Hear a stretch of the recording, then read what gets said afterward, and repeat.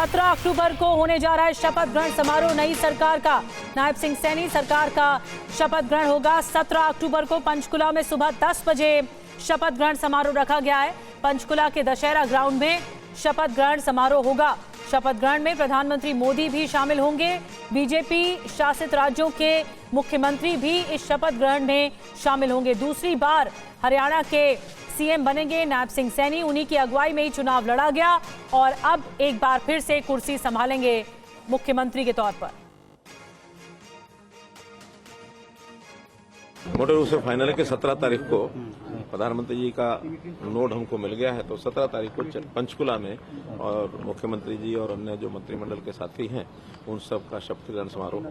सरकार जब भी होती है, जब भी बनती है, तो उस समय ये सारी चीजें मुख्यमंत्री का अपना प्रेरोगेटिव होता है। मुख्यमंत्री अपनी टीम के साथ बैठ करके विचार करते हैं और आगे वो किस प्रकार की योजना बनाएंगे। जनहित में जनता की अपेक्षाएं होती हैं, तो जनता की अपेक्षाओं को पूरा करने के लिए बहुत चीजें ऐसी होती हैं जो पहले चल रही होती हैं, उनको पूर्ण करना। बहुत ऐसे नए संकल्प लिए जाते हैं, संकल्प पत्र भी जारी हुआ है। उसके अनुसार जब भी वो बैठ करके तय करेंगे अपने पहले मंत्रिमंडल की बैठक में, मुझे लगता है जरूर कोई ना कोई विचार वो आपको देंगे और जो वो देंगे मान के चलना है कि भारतीय जनता पार्टी की परंपरा रही है, जो कहा है सो किया है। समारोह की तैयारियां किस तरह से चल रही है, मोहित मल्होत्रा हमें ज्वाइन कर रहे हैं। मोहित, 17 को बताया जा रहा है, यानी गुरुवार को शपथ ग्रहण समारोह रखा गया है। हरियाणा की नई सरकार बनने जा रही है, इसमें क्या डिटेल में जानकारी मिल रही है, कितने मंत्री शपथ ले सकते हैं? देखिए, अभी तक की जानकारी के मुताबिक करीब 1 दर्जन के आसपास जो मंत्री हैं वो शपथ ले सकते हैं, जानकारी मिल रही है। और इस पूरे कार्यक्रम को काफी भव्य बनाने का प्रयास है, क्योंकि हरियाणा में तीसरी बार सरकार बन रही है और ऐसा पहली बार हुआ है कि किसी पार्टी ने तीसरी बार सत्ता में वापसी की हो। और इसी पूरे मौके को यादगार बनाना चाहती है बीजेपी, इसीलिए एक बड़ी रैली के तौर पर इस कार्यक्रम को किया जाएगा। शपथ ग्रहण को करीब 50,000 लोग शामिल होंगे और पंचकुला का दशहरा ग्राउंड है सेक्टर 5 में, वहाँ ये जगह चुनी गई है। और प्रधानमंत्री ऑफिस से कंफर्मेशन आने के बाद ये कार्यक्रम रिलीज किया गया है कि 17 अक्टूबर को सुबह 10 बजे शपथ ग्रहण समारोह होगा, जिसमें प्रधानमंत्री नरेंद्र मोदी, बीजेपी शासित राज्यों के कई मुख्यमंत्री और केंद्र के कई मंत्री शामिल होंगे और काफी भव्य ये आयोजन किया जाएगा। जी, बहुत बहुत शुक्रिया मोहित आपका जानकारी देने के लिए। तो इस कार्यक्रम को भव्य बनाने की पूरी तैयारियां की जा रही हैं और 1 दर्जन तक जो है मंत्री शपथ ले सकते हैं। हरियाणा में हार पर असदुद्दीन ओवैसी का इंडिया गठबंधन पर बड़ा हमला सामने आया है। ओवैसी ने पूछा है कि हरियाणा में एआईएमआईएम ने तो चुनाव ही नहीं लड़ा, फिर कैसे हार गए? अगर मोदी को हराना है तो सबको साथ लेकर चलना पड़ेगा, ये ओवैसी का कहना है। हरियाणा का इलेक्शन गलती से जीत गए मोदी, गलती से जीत गए। अब कैसा जीते? मैं तो नहीं था वहां पर, वरना बोलते बी टीम, इन्हों गए तो ऐसा हुआ, इन्हों गए तो ऐसा करे। मेरे को बहुत से लोग बोले, मैं बोला बैठो मियां, थोड़ा बैठ के तमाशा देखेंगे अपन भी, ये झम्मक झक्का जो कर रहे ना, देखेंगे क्या होता। हार गए नो वहां पे। अब किसकी वजह से हारे बोलो आप? अब समझ में नहीं आ रहा इन लोगों को, हारने वालों को। अरे शेरवानी तो नहीं आई आपकी, सर पे टोपी, दाढ़ी वाला नहीं आया भड़काऊ भाषण देने, हम कैसा हार गए? मैं इन लोगों से कहना चाह रहा हूं, पुरानी पार्टी से जरा समझो मेरी बात को, समझो मेरी बात को। मोदी को हराना है ना, तो तुमको सबको साथ लेकर चलना पड़ेगा। तुम अकेले कुछ भी नहीं कर पाओगे, तुमको साथ लेकर चलना पड़ेगा। तो वैसे को आप सुन रहे थे, उन्होंने साफ तौर पर तंज कसा इस पूरी घटना को लेकर। और हरियाणा में जीत के बाद बीजेपी गदगद है, उसने कांग्रेस को फिर उस पर हमला किया है, क्योंकि कांग्रेस को हराया है बीजेपी ने। तो बीजेपी किस तरह से प्रतिक्रिया दे रही है, आपको सुनवाते हैं। मुझे लगता है कि अपनी हार का ठीकरा किसी और के माथे पर डाल देना और सच का सामना न कर पाना, ये कांग्रेस की प्रवृत्ति बन चुकी है। अब तो उनके साथी सहयोगी दल आम आदमी पार्टी, तृणमूल कांग्रेस, ये भी कह रहे कि आप अहंकारी हो, आपको समझ में नहीं आता, आप अकेले लड़ने की हैसियत नहीं रख सकते, आप परजीवी टाइप के बन चुके। यही उनके कहने का मतलब है कि आप अकेले तो लड़ नहीं पाओगे। और कुमारी शैलजा और हुड्डा जी ने भी स्वीकारा है कि हम चुनाव हार गए, इलेक्शन कमीशन ईवीएम का कोई मतलब नहीं है।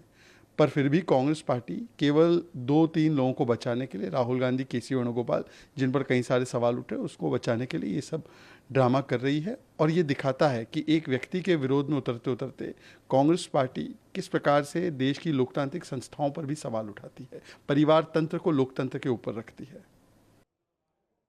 और आइए खबरों में आगे बढ़ते हैं। खबर है कि आरएसएस के विजयादशमी उत्सव से जुड़ी हुई आज दशहरा का त्योहार है और मोहन भागवत ने आज संदेश दिया है, बड़ा संदेश दिया। आपको बताते हैं, आरएसएस प्रमुख मोहन भागवत ने हिंदुओं से संगठित रहने की अपील की है, एक बार दोहराई है। ये कहा है कि बांग्लादेश में हिंदुओं पर अत्याचार की जो परंपरा है वो दोहराई गई है। बांग्लादेश में पहली बार हिंदू संगठित हुआ है, दुर्बल रहने से काम नहीं चलेगा, काम नहीं बनेगा, ये कहा गया मोहन भागवत की ओर से। विजयादशमी के मौके पर मोहन भागवत ने लोगों को आज संबोधित किया। दूसरे देशों में कई प्रकार के उत्पाद खड़े करना, जनतांत्रिक तरीके से वहां कोई सरकार चुन के कारोबार कर रही, उसको नीचे लाना, ऐसा दुनिया में चलते रहता है। ये दुनिया की रीति लगभग बन गई है, जो नहीं बननी चाहिए लेकिन है। अब हमारे पड़ोस में ही बांग्लादेश में क्या हुआ, उसके कुछ तात्कालिक कारण और पहलू है, ये बात ठीक है, लेकिन इतना बड़ा उत्पाद तो उससे नहीं होता।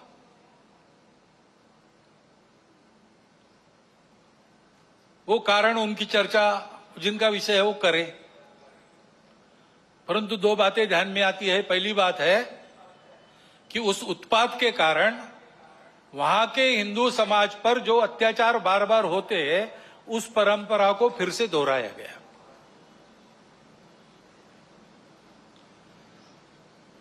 पहली बार वहां का हिंदू संगठित होकर अपने बचाव में रास्ते पर आया, इसलिए कुछ बचाव हो गया।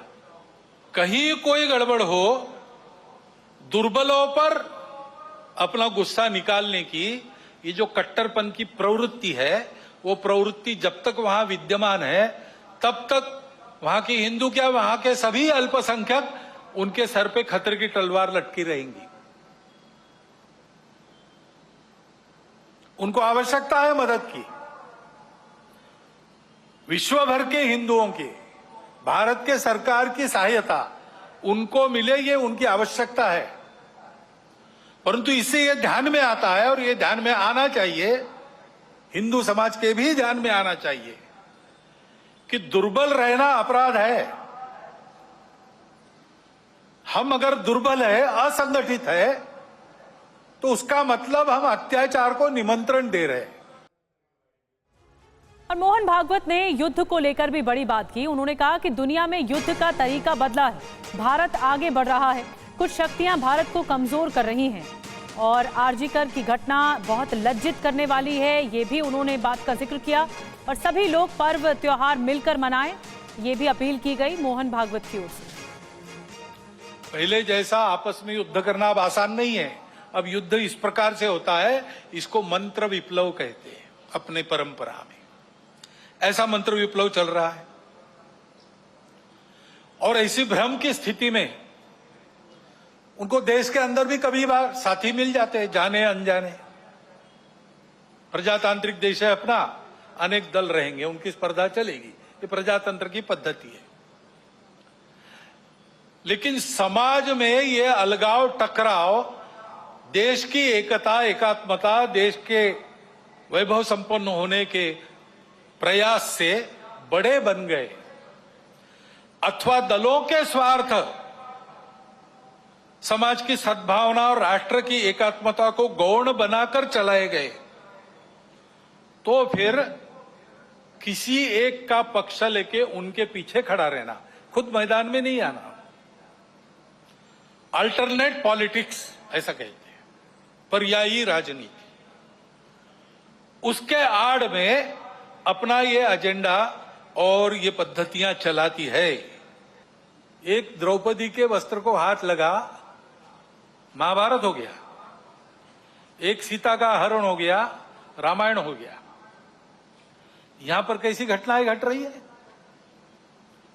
अब कलकत्ता में जो हुआ आरजीकर अस्पताल में, लज्जाजनक घटना है, हम सबको कलंकित करने वाली घटना है, और ये एक नहीं है।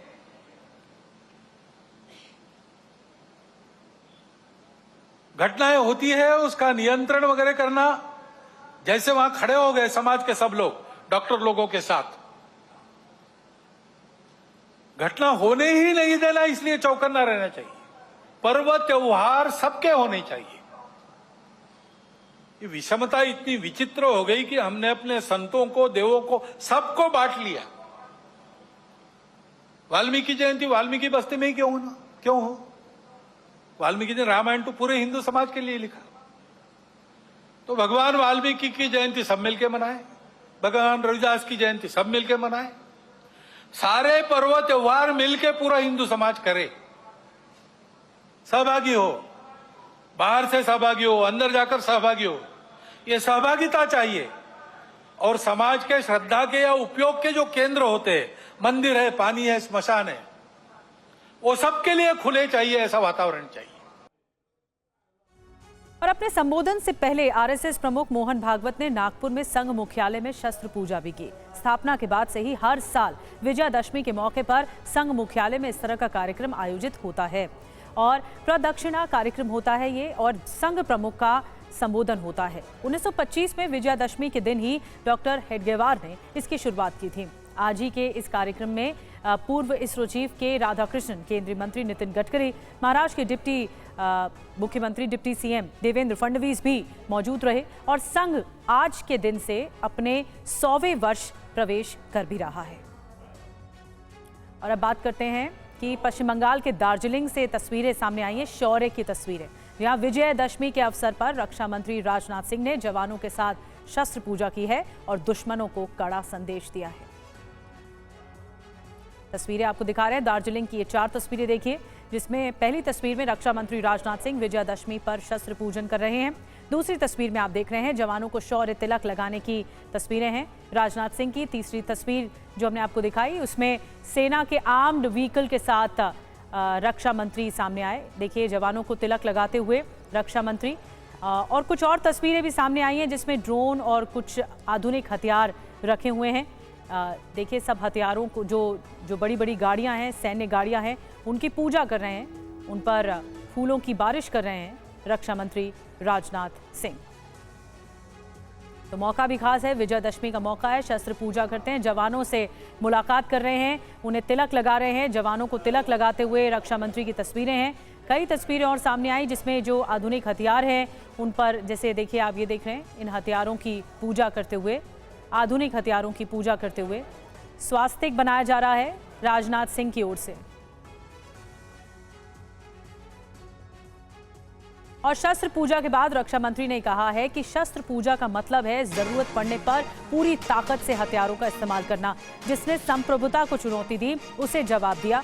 धर्म और सत्य के लिए शस्त्र का इस्तेमाल करना जरूरी है और भगवान राम की जीत मानवता की जीत है।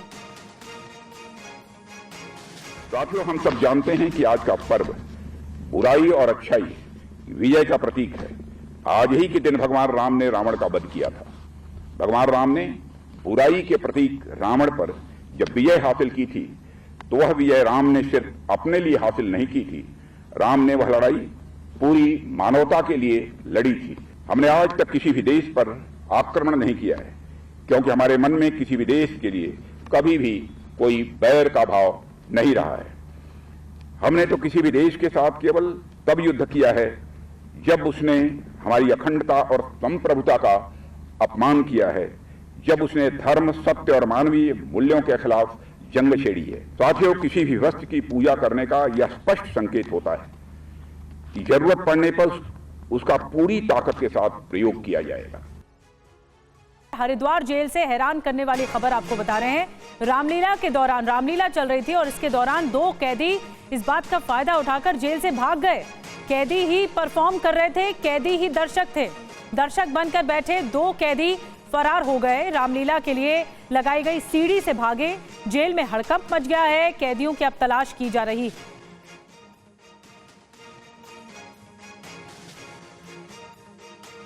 तस्वीरें आपको दिखा रहे हैं कि हरिद्वार में किस तरह से जेल में हड़कंप मचा है। 2 कैदी फरार हो गए। कैदी परफॉर्म कर रहे थे, कैदी दर्शक थे, रामलीला चल रही थी और जो 2 कैदी बैठे हुए थे वो फरार हो गए। मौका देखकर रामलीला के दौरान सीढ़ी से भागे हैं। जो जानकारी मिल रही है, रामलीला के लिए जो सीढ़ी लगाई गई थी उसी सीढ़ी का फायदा उठाकर भागे हैं, फरार हो गए हैं। अब तलाश की जा रही है। 3 तस्वीरें आपको दिखा रहे हैं। हरिद्वार जेल में रामलीला देखिए चल रही है। दर्शक बनकर बैठे हैं कैदी, और ये वो 2 कैदी हैं जो मौका देखकर भाग गए। और एक और बड़ी खबर जो कि पाकिस्तान से आ रही है। खैबर पख्तूनख्वा में पीटीएम की बैठक आपको बता दें। हिंसा, आतंकवाद जैसे मुद्दों पर सरकार को घेरा गया है। सरकार ने कड़ी शर्तों के साथ बैठक की दी मंजूरी। पिछले दिनों पाकिस्तान पुलिस के साथ हुआ हिंसक टकराव भी। और आपको बता दें जो पीटीएम पर बैन लगा चुकी है पाकिस्तान सरकार, अब बैन के बावजूद ये बैठक की गई है। टकराव के बावजूद ये बैठक की। पाकिस्तान के खैबर पख्तूनख्वा प्रांत में पीटीएम काउंसिल की 3 दिवसीय बैठक कल से शुरू हो गई। 2 तस्वीरें हम आपको इस वक्त दिखा रहे हैं। पहली तस्वीर 6 अक्टूबर की है, जब इस्लामाबाद में पीटीएम कार्यकर्ताओं के साथ पुलिस का हिंसक टकराव हुआ। पाकिस्तान सरकार किसी भी सूरत में पीटीएम काउंसिल की बैठक नहीं होने देना चाहती थी, और इसी दौरान पीटीएम काउंसिल की तैयारियों में जुटे कार्यकर्ताओं के साथ पाकिस्तानी पुलिस का हिंसक टकराव हो गया, जिसमें 3 पीटीएम कार्यकर्ता मारे गए और कई घायल हो गए। हालात इतने ज्यादा बिगड़ गए कि पाकिस्तानी सरकार को पीटीएम बैठक करने की मंजूरी देनी पड़ गई। कल बैठक के पहले दिन हजारों लोग पहुंचे थे, जिसे देखकर पाकिस्तान की शहबाज सरकार में खलबली मची हुई है। और चलिए जानते हैं कि कौन है पीटीएम, जिसे लेकर पाकिस्तान की शहबाज सरकार खौफजदा है। पश्तून तहफूज मूवमेंट पीटीएम खैबर पख्तूनख्वा में एक्टिव है। 2014 में इसका गठन हुआ। पश्तूनों के हितों के लिए उठाती आवाज। पाकिस्तानी सेना पर पश्तूनों की हत्या का आरोप लगा। पीटीएम को मिले जन समर्थन से डरा पाकिस्तान, और इस पर प्रतिबंध लगाया गया, सैंक्शन लगाया गया। पाकिस्तान का आरोप है कि तालिबानी आतंकियों को पीटीएम, ये जो काउंसिल है, ये मदद करता है। पाकिस्तान सरकार के आरोपों को पीटीएम ने खारिज कर दिया है। भारत का भगोड़ा जाकिर नायक स्टेट गेस्ट बनकर पाकिस्तान की गली गली में जहरीले तकरीरें कर रहा है। पाकिस्तान में जाकिर नायक महिलाओं को लेकर इतनी घटिया बातें कह रहा है जिसे न तो पाकिस्तान के आलम और मौलाना पचा पा रहे हैं, न ही पाकिस्तान की बेटियां इस अपमान को सहन कर पा रही हैं। जाकिर नायक ने पाकिस्तान के पूर्व प्रधानमंत्री बेनजीर भुट्टो और बांग्लादेश की पूर्व प्रधानमंत्री शेख हसीना को लेकर बहुत अपमानजनक बातें कर दी। इसके बाद जहरीले जाकिर नायक के खिलाफ महिलाएं सड़कों पर उतर आई हैं। पूरा पाकिस्तान जाकिर को जाहिल कहने लगा है। देखिए जाकिर के अश्लील बोल, पाकिस्तानी महिलाओं का हल्ला बोल। शहबाज का स्टेट गेस्ट और भारत का भगोड़ा जाकिर नाइक पाकिस्तान में घूम घूम कर जहर उगल रहा है। ऐसे ऐसे महिला विरोधी बयान दे रहा है जिन्हें ना तो दीन के जानकार आलिम और मौलाना इस्लाम की नजर से ठीक बता रहे हैं, और ना ही जाकिर नाइक के बयान इंसानियत और सभ्य समाज के दायरे में आते हैं। जाकिर नाइक ने सबसे नया बयान पाकिस्तान की पूर्व प्रधानमंत्री बेनजीर भुट्टो और बांग्लादेश की पूर्व प्रधानमंत्री शेख हसीना पर दिया है। जाकिर नाइक पाकिस्तान में इतने बवाल कर चुका है कि अब वो अपने बयानों की सफाई देता घूम रहा है। लेकिन पाकिस्तान के एक टीवी चैनल पर अपने गुनाहों की सफाई देते देते जाकिर नाइक ने एक बार फिर अपनी तालिबानी सोच जाहिर कर दी। जाकिर नाइक ने कहा कि पाकिस्तान और बांग्लादेश में महिला को प्रधानमंत्री बनाकर लोगों ने गैर इस्लामी काम किया। जाकिर नाइक ने बेहुदा तर्क दिया कि प्रधानमंत्री बनकर औरतों को गैर मर्दों से हाथ मिलाना पड़ता है, इसलिए यह हराम है। जाकिर नाइक ने कहा कि बड़े पदों पर बैठने वाली महिलाएं गैर मर्दों के साथ बंद कमरों में बैठकें करती हैं, उनसे हाथ मिलाती हैं, गैर मर्दों के साथ बात करती हैं। ये सब इस्लाम के खिलाफ है। जाकिर नाइक ने महिलाओं के खिलाफ अपनी घटिया सोच का मुजाहिरा पहली बार नहीं किया है। जब से जाकिर नाइक पाकिस्तान आया है, वो अपनी हर तकरीर में पाकिस्तान की महिलाओं को जलील कर रहा है। और जाकिर नायक के ऐसे ही जहरीले बयानों की वजह से पूरा पाकिस्तान जाकिर नायक को तुरंत पाकिस्तान से बाहर कर देने की मांग कर रहा है। इस वक्त पाकिस्तान के कई आलिम और मुफ्तियों ने जाकिर नायक की तकरीरों के खिलाफ फतवा दे दिया है। जाकिर नायक के बयानों के खिलाफ पाकिस्तान में नारेबाजी हो रही है और जाकिर नायक अब अपने बयानों की सफाई देता फिर रहा है। लेकिन सफाई देने में भी जाकिर नायक की महिला विरोधी फितरत दिखाई दे रही है। जाकिर नायक महिलाओं के लिए ऐसी बातें बोल रहा है जिसे कोई सभ्य समाज में सोच भी नहीं सकता है। कुछ दिन पहले जाकिर नाइक ने 12 से 14 साल की उम्र वाली अनाथ बच्चियों को नामरहम कहकर उन्हें अवार्ड देने से मना कर दिया था। जाकिर नाइक ने उन्हें बेटी कहने पर भी आपत्ति की थी। जाकिर नाइक की हरकतें आयोजकों को शर्मिंदा कर रही हैं। जाकिर नाइक की इस हरकत पर पाकिस्तान के आलिम और मौलाना ही नहीं, आम लोग भी बुरी तरह से नाराज हैं। सब्र का बांध टूट गया है। अब पाकिस्तान के लोग जहरीले जाकिर नाइक को पाकिस्तान से बाहर करने के लिए इकट्ठा हो गए हैं।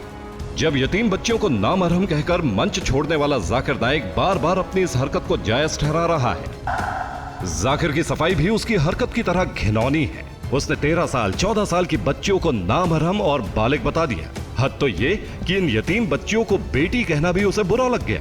बच्चियों और महिलाओं के लिए जाकिर नाइक के ऐसे घटिया बयानों पर पाकिस्तान में सवाल उठे। दीन के जानकार लोगों ने जाकिर की ऐसी हरकतों को दीन और उसूल के खिलाफ बताया तो जाकिर नाइक उनसे भी नाराज हो गया। इसलिए अब पाकिस्तान के आम लोग पूछ रहे हैं कि इसे स्टेट गेस्ट बनाया ही क्यों गया है। जाकिर नाइक के खिलाफ पाकिस्तान में गुस्सा बढ़ता जा रहा है। पाकिस्तान के आम लोग और आलिम अब जाकिर से ज्यादा शहबाज शरीफ से नाराज हैं। Bureau report, TV9 Bharatvarsh.